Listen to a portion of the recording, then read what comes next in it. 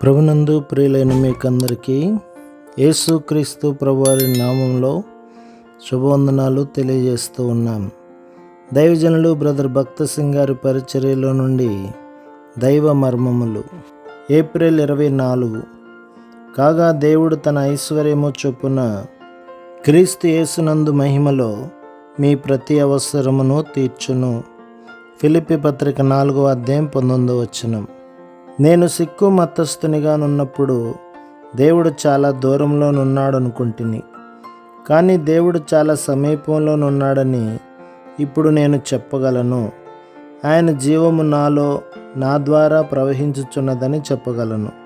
ప్రతి విశ్వాసి ఎడల దేవుడు ఒక ఏర్పాటును కలిగి ఉన్నాడు. నా నిమిత్తము ఇతరులెవరునూ ఏ ఏర్పాటును చేయజాలరు.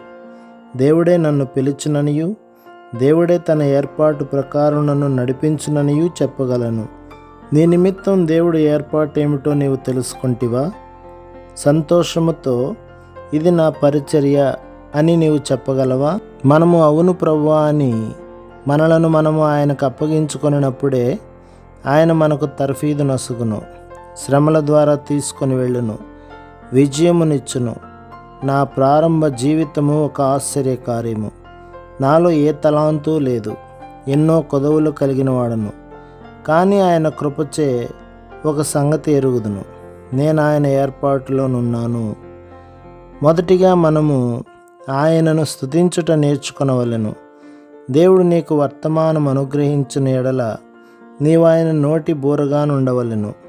ఆయన నీ యొద్ద నుండి కోరు దేనినైనను వెనుదీయక ఇయ్యవలెను. ఆయన మనకు సమృద్ధిగా నిచ్చుటకు సమర్థుడు. గత 50 సంవత్సరముల అనుభవంలో దేవుడు ఏదైనా తక్కువ చేసినట్లు నేను ఎరుగను.